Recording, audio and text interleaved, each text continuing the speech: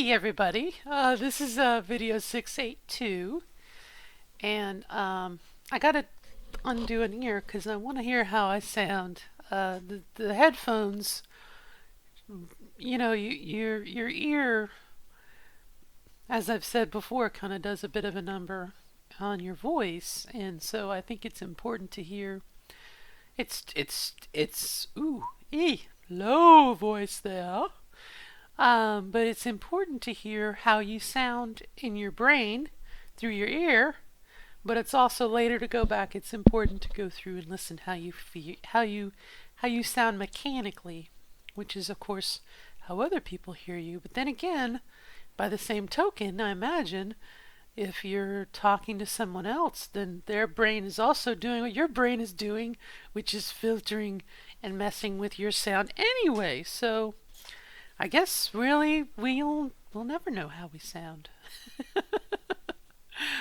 But anyway, just a quick video today. I am, as my inverse philosophy shows, I'm wearing an old ratty skirt and an old Star Wars T-shirt, and I'm wearing makeup for some reason. So yeah, who knows? Painted my fingernails, whatever. But I want to talk for a minute about, and I watched a video I did about stage 3. And I'm selling myself on of course it's my own idea, so why would I not buy into it?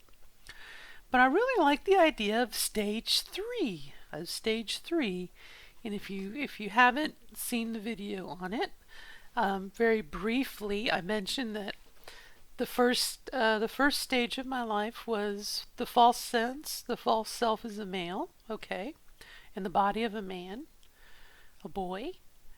And then my second stage was my pupa stage, transitioning and leading up to my surgery.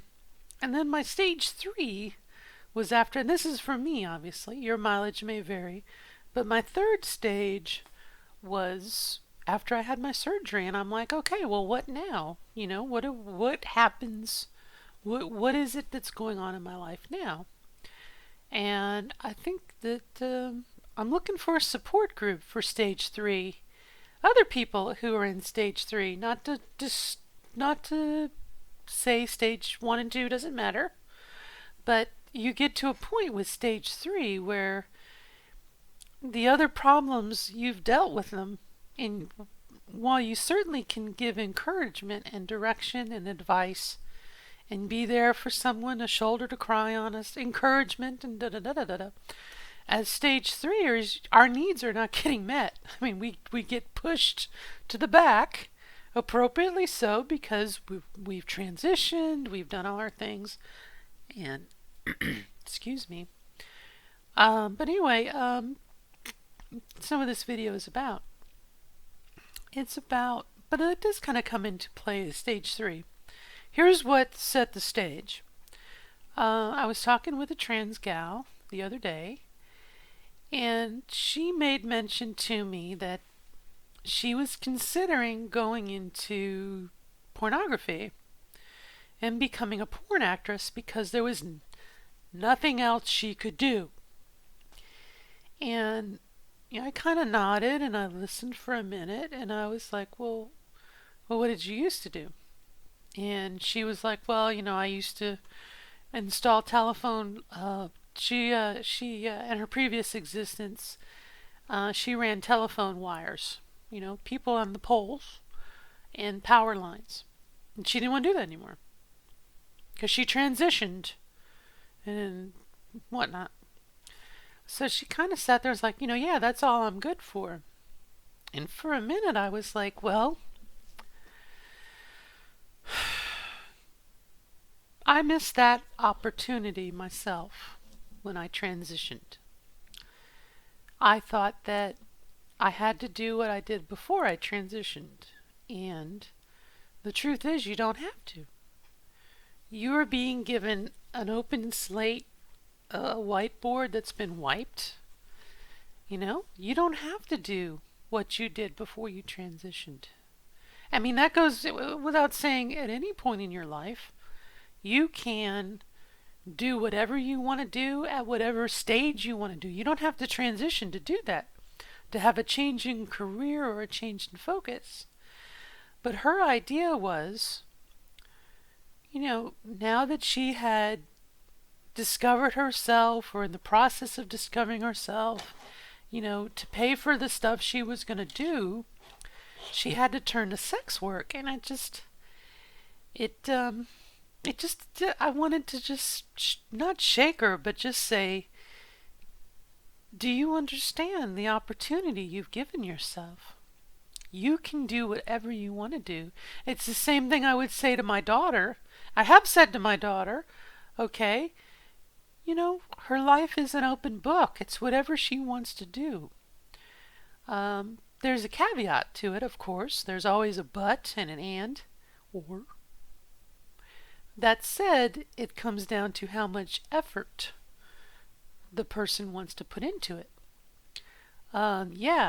If I was in my 20s, which I'm not, obviously, and I had the body that she did, and I looked like a fantastic sex creature, yeah, I might consider doing it. But I wouldn't sit there and say, that's the only thing I have to do. And so, obviously, when I transitioned in my 20s, no, I didn't have any skills. I didn't have any, you know what I mean? It's like, but that's why I went to college.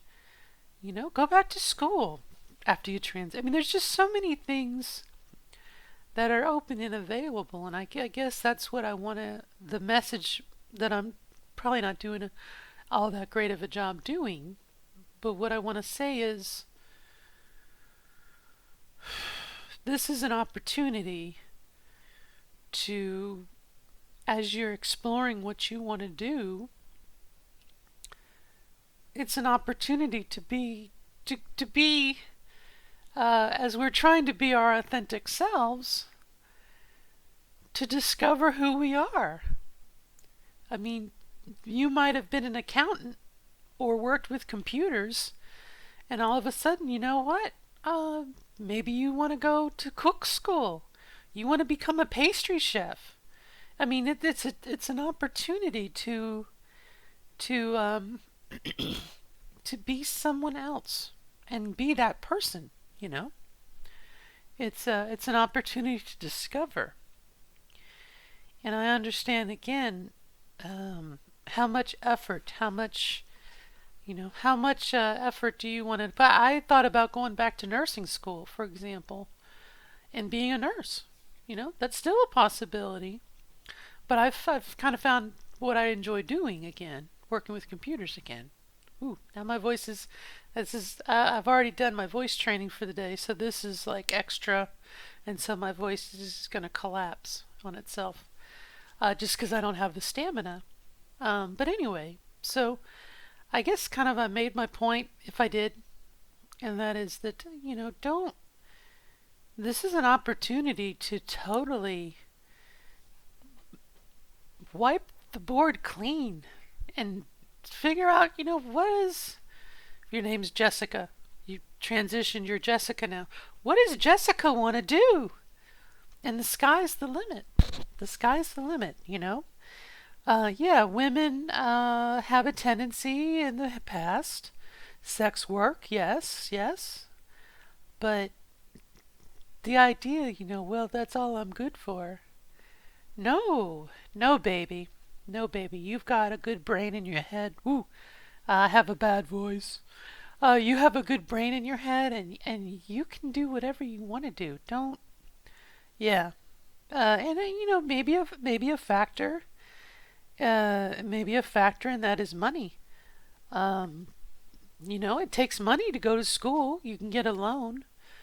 It takes money to go to school, and golly, we're focused so much on our transitions and putting all our money into surgeries or things we need to do. But I just think about this little girl, this young lady who was telling me she was good for nothing other than sex work, and it was like, baby, you can do whatever you want to do. Back to what I talked about as far as Stage three, again, and don't necessarily throw away your stage one and two knowledge. Maybe you can use that to springboard into something else. And you can try something else. Again, it's the future. Again, don't throw it away. And you don't know what you're going to be, and that's half the fun of this process. Um, so anyway, that's about it. That's all I'm going to say. I'm out of time. I really need to stop talking. But I just wanted to, again, I would stress, and definitely I can understand on the flip side of that, if you're in stage one, let's say, and you're trying to figure out what you want to do, and you're like, oh, there's so many things I want to do. I want to transition. I know this body is not my body. I'm someone else, and we've all been there. It just takes time. It takes time. And I remember I probably have told the story.